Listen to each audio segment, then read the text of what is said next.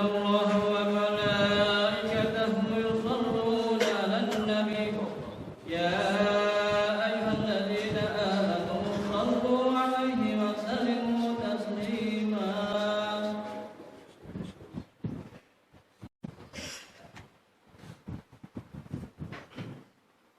Assalamualaikum warahmatullahi wabarakatuh.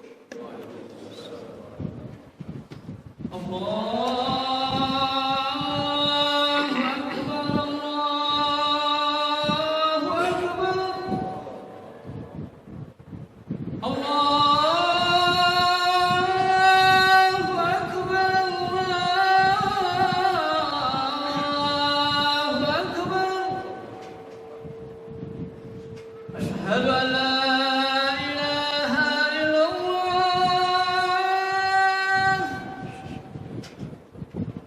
أشهد أن لا إله إلا الله.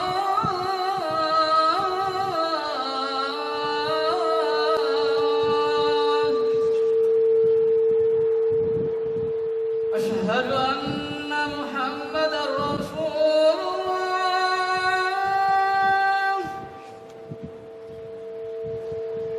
أشهد أن محمدا رسول الله.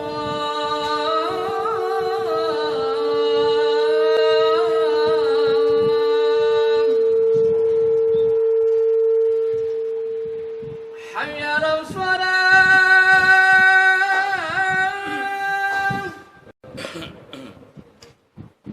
حي على الصلاة.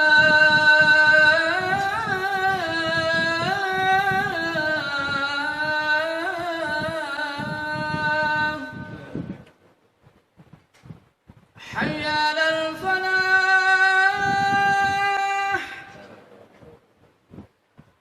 حي على الفلاح.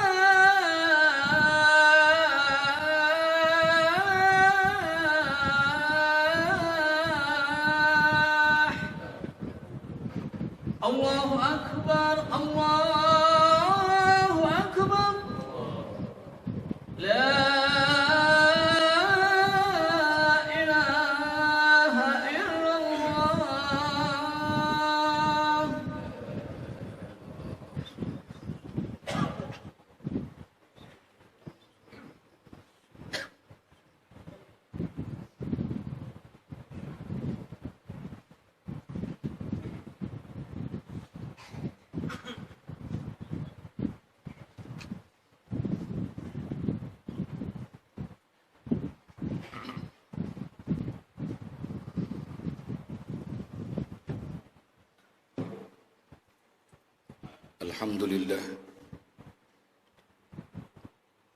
Alhamdulillah nahmaduhu wa nasta'inuhu wa nastaghfiruh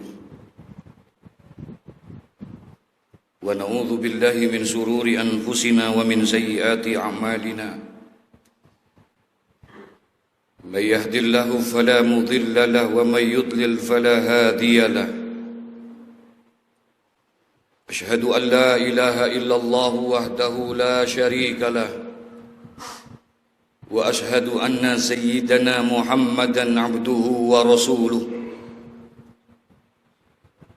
Allahumma salli wa sallim ala sayyidina wa habibina wa safiina wa maulana Muhammadin wa ala alihi wa ashabihi ajma'in.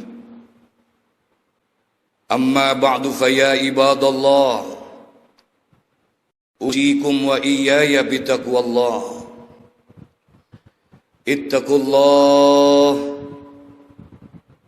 Ittaqullaha haqqa tuqatih wa la tamutunna illa wa antum muslimun. Qala Allah Ta'ala fi kitabihil karim wa huwa asdaqul qailin. Ya ayyuhalladzina amanu tubu ilallahi taubatan nasuha. Sadaqallahul azim wa ballagha rasuluhul habibul karim wa nahnu ala dhalika minasyahidin wa syakirin walhamdulillahi rabbil alamin. Faya ma'asyiral muslimin rahimakumullah. Saudara-saudara kaum muslimin peserta salat Jumat yang berbahagia, patutlah kiranya kita pada kesempatan yang berbahagia ini memanjatkan puji dan syukur kehadirat Allah Subhanahu wa taala, karena pada kesempatan fi sayyidil ayyam Allah Subhanahu wa taala masih memberikan nikmat dan karunia kepada kita. Bahkan Allah Subhanahu wa taala telah memberikan kekuatan untuk kita bisa melangkahkan kaki kita menuju kepada masjid ini dalam rangka memenuhi panggilan Allah. Banyak di antara kita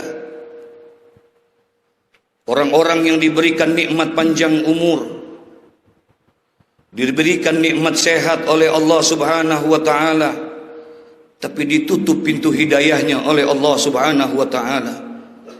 Tidak terdengar suara seruan azan untuk meninggalkan aktivitas-aktivitas dunianya. Masih banyak di antara kita, saudara, yang Allah panjangkan umurnya, Allah berikan nikmat sehat, tapi Allah Subhanahu wa taala tutup pintu hidayahnya sehingga berat untuk melangkahkan kakinya menuju dan memenuhi panggilan Allah, melaksanakan salat Jumat pada kesempatan yang berbahagia ini. Tapi hari ini, saat ini, di tempat yang mulia ini, Allah berikan sifat Rahman dan Rahimnya kepada kita.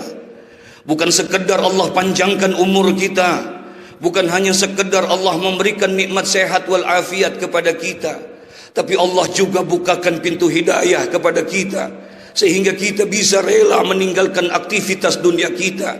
Kita rela meninggalkan dagangan dan usaha kita. Kita rela meninggalkan pekerjaan dan niaga kita hanya karena ingin memenuhi panggilan Allah Subhanahu wa taala. Dan kita berharap mudah-mudahan yaumul Jum'ah saat ini, hari Jumat yang kita laksanakan pada hari ini, akan menjadi pintu gerbang buat kita agar kita bisa memperbaiki hidup dan kehidupan kita semakin dekat kepada Allah Subhanahu wa taala. Saudara-saudara kaum muslimin, mungkin sudah tidak terhitung lagi untuk kita sudah berapa kali kita melaksanakan sholat Jumat, saudara-saudara sekalian. Kalau kita saat ini melaksanakan, umur kita sudah 40 tahun, kalaulah 1 bulan itu 4 minggu, saudara, tidak menutup kemungkinan sudah 1900 kurang lebih sholat Jumat yang kita laksanakan. Kalau saat ini umur kita sudah 50 tahun, kalau 1 bulan itu hanya 4 minggu, saudara, tidak menutup kemungkinan hampir 2500 kita melaksanakan sholat Jumat ini. Ada pesan terindah dari sejak zaman Nabi kita Muhammad sallallahu alaihi wasallam, yaitu menitipkan pesan di dalam khutbahnya untuk meningkatkan iman dan takwa kepada Allah Subhanahu wa taala. Ini yang dilakukan oleh Nabi Muhammad ketika beliau menyampaikan khutbah Jumat di hadapan para sahabat-sahabatnya, dilanjuti dengan generasi sahabat-sahabatnya, dilanjuti dengan generasi para tabi'in, dilanjuti dengan generasi tabi'in, bahkan sampai detik ini semua khatib di dalam menyampaikan khutbahnya selalu berpesan, ittaqullah, ittaqullah, ittaqullah, bertakwalah kalian kepada Allah haqqa tuqatih, dengan sebenar-benarnya takwa. Ini pesan moral yang ada di dalam sholat Jumat, saudara. Hampir sudah ratusan kita melaksanakan sholat Jumat, hampir sudah ribuan kita melaksanakan sholat Jumat. Lalu timbul pertanyaan dalam diri kita, sudahkah ada asar sholat Jumat ini, takwa ini dalam hidup dan kehidupan kita, saudara? Kalaulah saat ini, saudara, yang ratusan bahkan ribuan sholat Jumat yang kita lakukan, tapi selesai kita melaksanakan sholat Jumat, tapi tidak menambahkan ketakwaan kita kepada Allah, semakin jauh kita kepada Allah, semakin berani kita melakukan dan melaksanakan larangan-larangan Allah, berarti ratusan dan ribuan sholat Jumat yang kita lakukan adalah gagal dalam hidup dan kehidupan kita, saudara. Kita berharap hari ini, saudara, ini adalah pintu gerbang terbang untuk kita, untuk merubah diri kita agar lebih jadi dekat kepada Allah, lebih beriman kepada Allah, agar kita bisa keluar dari tempat ini menambahkan keimanan dan ketakwaan kita kepada Allah Subhanahu wa taala. Demi Allah, Allah Subhanahu wa taala tidak memandang jabatan dan kedudukan kita, karena orang yang paling mulia di sisi Allah, Allah tidak lihat status sosial kita, Allah tidak melihat jabatan dan kedudukan kita, Allah tidak melihat harta dan kekayaan kita. Inna akramakum indallahi atqakum. Sesungguhnya manusia yang paling mulia di hadapan Allah adalah orang yang paling bertakwa. Dan insya Allah duduknya kita saat ini di tempat yang baik ini, di tempat yang mulia ini, insya Allah akan menjadi bukti di hadapan Allah bahwa kita termasuk orang-orang yang bertakwa kepada Allah Subhanahu wa taala. Saudara-saudara kaum muslimin peserta salat Jumat yang berbahagia, Al-Imamul Hafiz Shihabuddin Ahmad Ibnu Hajar Al-Asqalani, beliau menuliskan di dalam satu kitab klasik yang beliau tulis satu kalimat yang indah. Al-husunu lil mu'minina minas syaitan salasun. Benteng buat orang-orang yang beriman dari segala macam bentuk gangguan jin dan syaitan ada 3, kata Al-Imam Al-Hafiz Ibnu Hajar Al-Asqalani di dalam kitab Nasaihul Ibad.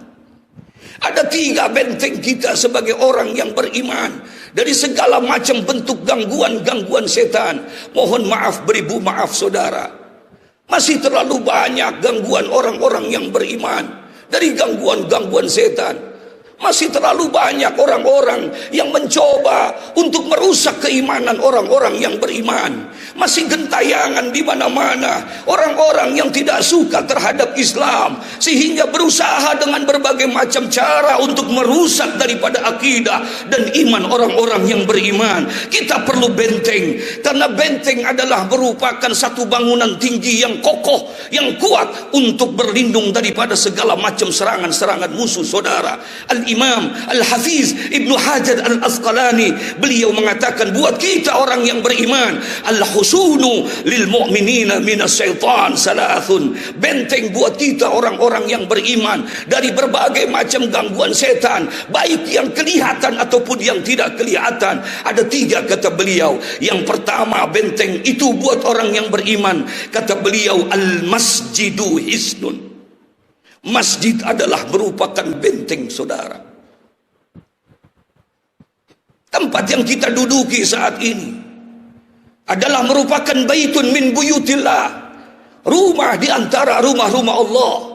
Bahkan Rasulullah sallallahu alaihi wasallam bersabda di dalam satu hadisnya, inna buyutallahi fil ardi al masajid. Sesungguhnya rumah-rumah Allah yang ada di muka bumi ini adalah masjid-masjid. Tidak semua orang bisa datang ke dalam tempat ini saudara. Hanya orang-orang yang beriman yang bisa melangkahkan dan betah di dalam tempat ini saudara. Sehingga Rasulullah sallallahu alaihi wasallam pernah memberikan satu informasi, apabila kamu lihat ada orang yang datang dan berkunjung kepada masjid untuk beribadah di dalam masjid, fashhadu lahu bil iman, saksikanlah bahwa orang itu adalah orang yang beriman saudara. Tempat ini bisa menjadi tempat yang jauh, walaupun rumahnya adalah mungkin sekitar 10-20 meter. Mungkin tempat ini bisa menjadi tempat yang paling berat untuk didatangi saudara, karena tidak ada iman di dalam dirinya. Kita bersyukur ini adalah merupakan benteng buat kita. Rasulullah sallallahu alaihi wasallam, kalau kita lihat di dalam perjuangan dakwah, perjuangan beliau menjadikan masjid ini adalah merupakan sebuah sarana, bukan hanya sebagai untuk ritual ibadah, bukan hanya untuk tempat solat, bukan hanya tempat untuk berzikir kepada Allah Subhanahu wa taala. Betapa Rasulullah begitu menjunjung tinggi dan memuliakan tempat yang kita duduki seperti ini saudara. Benar, 13 tahun di kota Mekah Rasulullah tidak membangun masjid. Ketika awal-awal perjuangan Nabi Muhammad di kota Mekah, Nabi tidak membangun satupun masjid. Kenapa? Karena memang situasi dan kondisi pada saat itu tidak memungkinkan. Jangankan untuk membangun masjid, untuk sholat berjamaah pun susah pada saat itu, karena intimidasi, tekanan-tekanan daripada tokoh-tokoh kafir Quraisy kepada Nabi Muhammad dan sahabat-sahabatnya begitu luar biasa, sehingga sulit untuk membangun masjid pada saat itu. Tapi kalau kita buka sejarah, kita lihat betapa ketika hijrahnya Nabi Muhammad, pindahnya Nabi Muhammad dari kota Mekah menuju kota Madinah, apa yang dilakukan oleh Nabi Muhammad?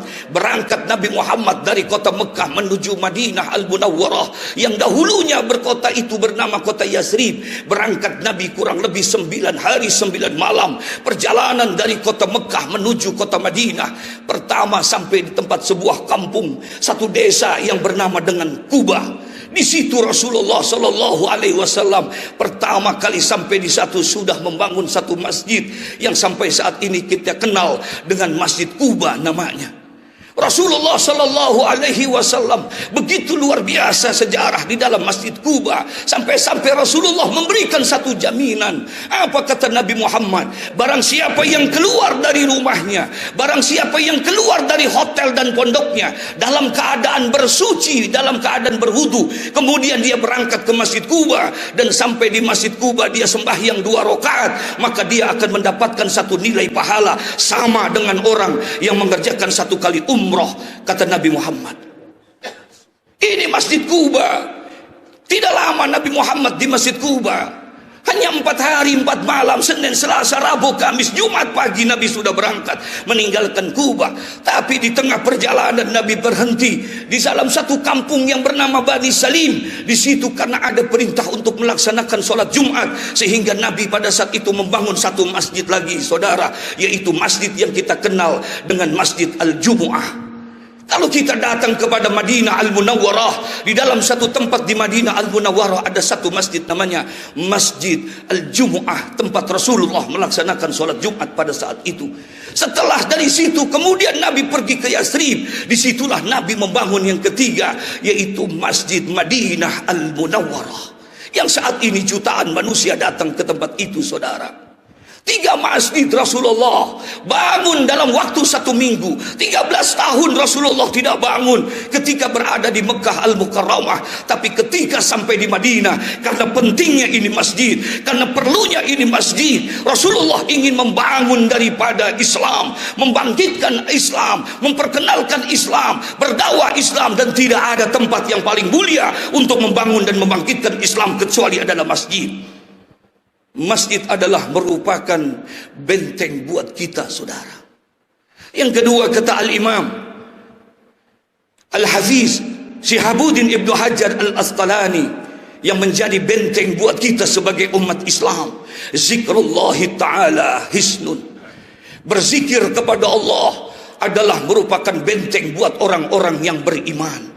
Tidak akan goyah hatinya orang-orang yang beriman kalau di mulutnya selalu keluar lafaz-lafaz kalimatut thayyibah. Kalau dia selalu berzikir, hatinya tidak akan pernah bimbang dan gelisah. Karena orang yang selalu berzikir kepada Allah dijamin oleh Allah, ala bizikrillahi tatmainul qulub. Ketahuilah, kata Nabi, kata Allah dalam Al-Quran, orang yang berzikir kepada Allah akan diberikan ketenangan dan ketentraman dalam hidup dan kehidupannya. Kalau saat ini kita masih suka gelisah, kalau kita sama ini masih goyang keimanan kita, karena memang terlalu sedikit kita selalu mengucapkan zikir kepada Allah. Padahal zikir adalah merupakan daripada benteng buat kita umat Islam. Demi Allah, zikir bukan hanya sekedar benteng buat kita sebagai umat Islam. Bahkan Nabi Sallallahu Alaihi Wasallam di dalam kitab Mukhtarul Ahadits An-Nabawiyah, beliau menceritakan bahkan ada satu hadis Nabi Muhammad, bukan hanya sekedar buat zikir ini, bukan hanya sekedar buat benteng kita umat Islam dan orang beriman, tapi ternyata zikir adalah merupakan peredam daripada murka Allah Subhanahu wa taala. Allah tidak jadi turunkan azab karena Allah masih memperhatikan orang-orang yang berzikir. Dalam satu hadis kursinya Allah berfirman, "Inni la ahimmu bi ahlil ardi azaban." Kadang-kadang aku ingin tumpahkan saja ini azab di muka bumi ini. Karena sudah terlalu banyaknya kemunkaran dan kemaksiatan. Sudah terlalu banyak manusia-manusia yang berani kepada aku, kata Allah. Sudah yang terlalu banyak manusia yang ingkar kepada aku, kata Allah. Kadang-kadang aku ingin tumpahkan saja ini azab di muka bumi ini, kata Allah. Tapi apa kata Allah? Faiza nazartu ila umari buyuti. Ketika aku lihat masih ada orang-orang yang memakmurkan rumah-rumahku, kata Allah. Wal mustaghfirina bil ashar. Masih ada orang yang mau berzikir kepada aku, kata Allah. Wal mutahabbina biya. Masih ada orang yang mau jalin ukhuwah Islamiyah karena aku, kata Allah. Saraftu azabi anhum. Aku enggak jadi turunkan azab karena aku masih memperhatikan dan menghormati mereka, kata Allah. Masih ada orang-orang yang bangun di tengah malam untuk berzikir, saudara. Saudara-saudara kaum muslimin, mudah mungkin kita mengucapkan la ilaha illallah. Bisa kita mengucapkan subhanallah. Bisa kita mengucapkan alhamdulillah. Tapi demi Allah, kalau bukan karena pertolongan dari Allah, berat mulut ini untuk berzikir kepada Allah, saudara. Kalau bukan karena pertolongan Allah, tidak akan mungkin kita bisa berzikir kepada Allah subhanahu wa ta'ala. Kita bisa mengucapkan subhanallah, walhamdulillah, wala ilaha illallah, wallahu akbar. Jangankan kita, anak kita pun bisa. Jangankan anak kita, cucu kita pun bisa mengucapkan itu, saudara. Tapi kita bisa lihat dalam hidup dan kehidupan kita, dari pagi sampai siang ini, berapa kalimat alhamdulillah yang kita baca, saudara. Berapa kalimat subhanallah yang kita baca. Ternyata zikir ini adalah merupakan ibadah yang sangat berat kalau bukan karena pertolongan Allah subhanahu wa ta'ala. Wajar kalau Sayyidina Mu'az bin Jabal, satu hari datang Nabi Muhammad sallallahu alaihi wasallam. Kemudian Nabi memegang tangan Sayyidina Mu'az bin Jabal, seorang sahabat yang muda. Beliau berkata kepada Sayyidina Mu'az, apa kata Rasulullah? Ya Mu'az, wallahi inni la uhibbuka. Wahai Mu'az, Allah, aku sayang kepada engkau, aku cinta kepada engkau. Summa usika, kemudian aku ingin berwasiat kepada engkau, wahai Mu'az. Apa wasiat Nabi kepada Mu'az? Karena saking sayangnya Nabi Muhammad kepada Mu'az bin Jabal, dikasih satu hadiah yang luar biasa, dikasih satu wasiat yang luar biasa. Apa kata Nabi Muhammad? Ya Mu'az, la tada'anna fi duburi kulli salah an taqula Allahumma a'inni ala zikrika wa syukrika wa husni ibadatik. Ini wasiat Nabi kepada Sayyidina Mu'az bin Jabal. Kata Nabi Muhammad, ya Mu'az, la tada'anna fi duburi kulli salah. Jangan sekali-kali kamu tinggalkan doa ini setelah kamu selesai melaksanakan salat. Jangan, yang lain boleh kamu tinggalkan, yang ini jangan engkau tinggalkan, wahai Mu'az. Apa doa itu? Allahumma a'inni ala zikrika wa syukrika wa husni ibadatik. Ya Allah, berikan pertolongan kepadaku agar aku bisa berzikir kepadamu, ya Allah. Berikan pertolongan kepadaku, ya Allah, agar aku bisa bersyukur kepadamu. Berikan pertolongan kepadaku, ya Allah, agar aku bisa menambahkan dan membaguskan amal ibadahku kepadamu, ya Allah. Kalau bukan karena pertolongan Allah, berat kita, saudara, untuk berzikir, bersyukur, dan menambahkan ibadah yang bagus di hadapan Allah. Sudah 50 tahun kita, bisa jadi belum pernah merasakan tahajud, nikmatnya tahajud. Sudah 60 tahun umur kita, saudara, belum pernah kita merasakan asyiknya kita melaksanakan sholat duha. Sudah 60 tahun umur kita, belum pernah tercatat dalam sejarah perjalanan hidup kita untuk menghatamkan Al-Quran. Kalau bukan karena pertolongan Allah, kita tidak akan bisa seperti itu, saudara.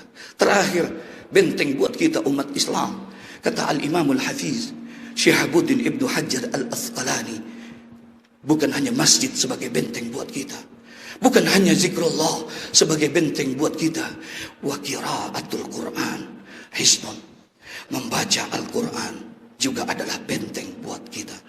Saya yakin kita semua mengakui, kita semua menyadari bahwa Al-Quran adalah kitab suci umat Islam. Dia adalah pandangan hidup kita dalam menjalani kehidupan.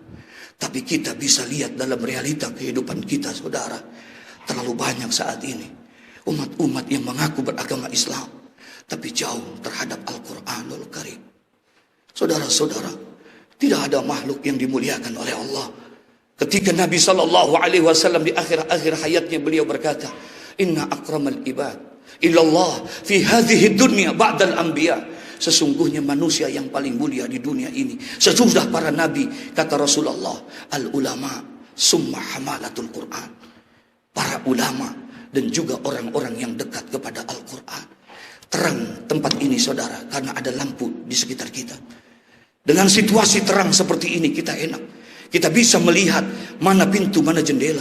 Dengan situasi lampu yang terang ini, kita bisa melihat mana warna putih, mana warna hijau, mana warna merah. Kenapa? Terang. Tapi nanti satu masa akan keadaan gelap saudara.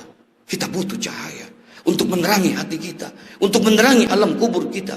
Lampu ini hanya bisa menerangi masjid. Lampu ini hanya bisa menerangi rumah kita. Lampu ini hanya bisa menerangi kantor-kantor kita. Lampu ini hanya bisa menerangi tempat-tempat kita yang ada di dunia. Tapi dia tidak bisa menerangi hati dan kubur kita, bahkan menerangi yaumul qiyamah. Kita butuh cahaya saudara, karena nanti satu masa fasatakunu fitanun kakita'il laili muslim, akan ada satu keadaan yang penuh dengan fitnah-fitnah dunia, sehingga pada saat itu gelap sebagaimana gelapnya malam yang gulita saudara. Kalau sudah keadaan seperti itu, kita tidak lagi bisa membedakan mana pintu, mana jendela. Kita sudah tidak bisa bedakan mana warna merah, mana putih. Kita tidak bisa lagi bedakan mana tua, mana muda. Bahkan kalau sampai saat itu terjadi, kata Nabi Muhammad, kalau seandainya pada saat itu fitnah-fitnah dunia sudah menutupi kehidupan kita, yasbihu rajulu mu'minan wa yumsi kafiran, wa yumsi rajulu mu'minan wa yusbihu kafiran. Kalau itu terjadi, kata Nabi Muhammad, banyak di antara umatku, pagi dia beriman, tapi sore dia sudah menjadi kafir. Sore dia beriman, tapi pagi sudah menjadi kafir. Yabi'u dinahu min aradi dunya. Mereka rela jual agamanya hanya karena untuk kepentingan dunia saudara. Quran kita jadikan, karena insya Allah Quran akan menjadi datang nanti fi yaumil qiyamah. Baca oleh kita Al-Quran, fa innahu ya'ti yaumil qiyamah syafi'an li ashabiha. Karena nanti Al-Quran akan datang pada hari kiamat untuk menjadi syafaat buat orang-orang yang suka membaca Al-Quran. Nawiru buyutakum bi tilawatil Quran. Kata Nabi dalam pesannya, terangilah rumah tangga kalian dengan Al-Quran dan salat. Mudah-mudahan Allah memberikan taufik hidayah kepada kita. Allah memberikan kekuatan iman dan Islam kepada kita. Allah Subhanahu wa taala selalu memberikan pembimbingan dan petunjuknya kepada kita, sehingga di dalam menjalani kehidupan di alam dunia yang penuh dengan ujian dan cobaan ini, kita selalu mendapatkan hidayah dari Allah Subhanahu wa taala, sehingga akhir hayat kita dalam keadaan husnul khatimah. Inna ahsanal kalam wa abyadan nizam kalamullahul malikil allami zil jalali wal ikram wa biqaulihi yahtadil muhtadun. A'udzu billahi minasyaitonir rajim. Bismillahirrahmanirrahim. Wal 'asri innal insana lafi khusrin illa alladzina amanu wa 'amilus solihati wa tawasaw bil haqqi wa tawasaw bis sabr. Barakallahu li wa lakum fil Qur'anil 'azim wa na'afani wa iyyakum bima fihi minal ayati wa dzikril hakim wa taqabbala minni wa minkum tilawatahu innahu huwas samiul alim. Allahumma salli wa sallim ala sayyidina Muhammadin wa ala ali sayyidina Muhammad.